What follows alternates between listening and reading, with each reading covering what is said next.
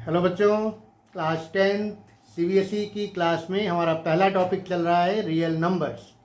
और real numbers में हम लोग पढ़ चुके हैं यूक्लिड डिवीजन लेमा और इसके एप्लीकेशंस हम लोग पढ़ रहे हैं, यानी इसका यूज़ कहाँ कहाँ पर हम कर सकते हैं उसको स्टडी कर रहे हैं। तो पार्ट 1 में हम लोगों ने सीखा है कि दो नंबर्स का HCF यानी highest common factor Euclid division lemma का यूज़ करते हुए कैसे फाइंड किया जा सकता है। इसी पर बेस्ड एक और एप्लीकेशन आज हम लोग सीखेंगे। तो आज का हमारा क्वेश्चन है, ए स्वीट सेलर हैज़ 420 काजू बर्फीज एंड 130 बादाम बर्फीज. He want to stack them in such a way that each stack has the same number and they take up the least area of the tray. What is the number of burfis that can be placed in each stack? बच्चों, एक sweet seller है और उसके पास ये दो तरह की बर्फीज हैं, काजू बर्फीज एंड बादाम बर्फीज। काजू बर्फीज आपकी हैं 420 एंड बादाम बर्फीज हैं 130। आपने सभी ने देखा होगा कि जो स्वीट सेलर्स होते हैं वो अपनी बर्फीज को ट्रे में रखते हैं। यहाँ पर स्टैक का मतलब है ढेर, यानी बर्फी रखी, उसके ऊपर एक और बर्फी रखी, फिर एक और बर्फी रखी। इस तरह से वो एक के ऊपर एक स्टैक्स लगाते, मतलब बर्फियाँ लगाते चले जाते हैं और हमारा एक स्टैक बन जाता है बर्फियों का, है ना।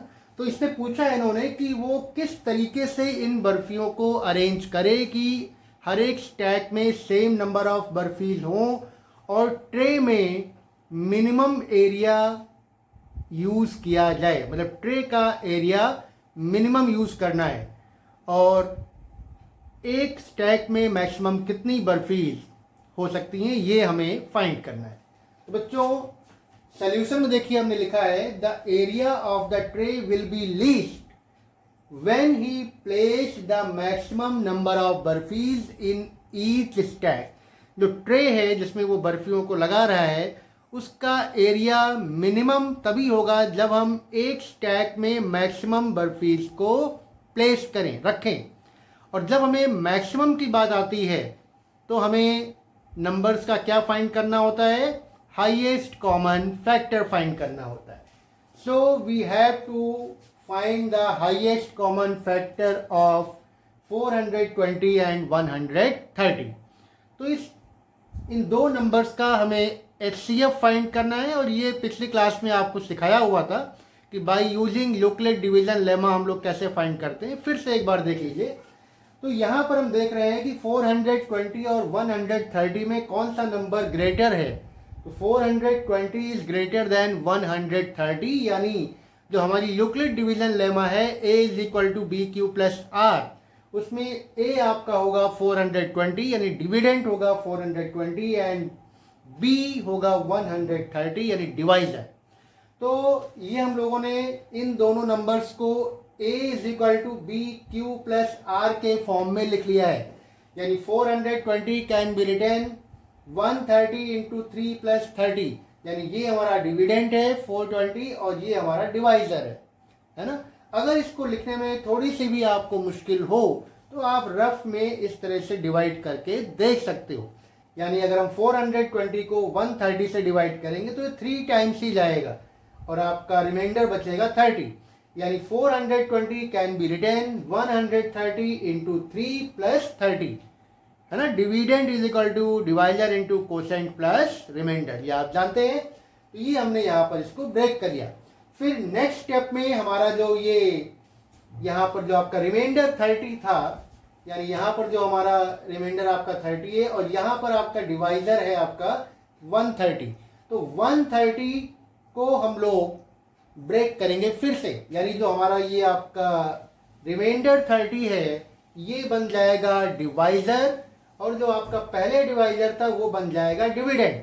यानी यहाँ पर जो आपका ये डिवाइजर था ये अब आपका डिविडेंड हो गया और जो यहाँ पर रिमाइंडर था वो आपका हो गया डिवाइजर।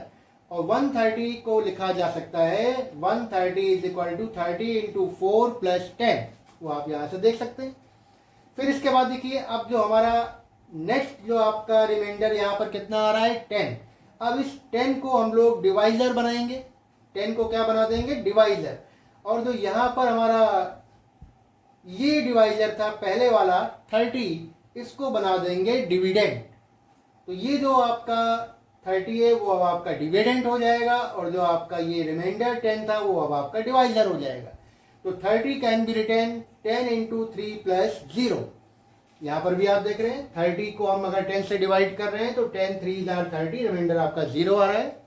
तो फाइनली हमारा रिमाइंडर यहाँ पर 0 आ गया, और यहाँ पर भी हमारा रिमाइंडर आपका 0 आ गया।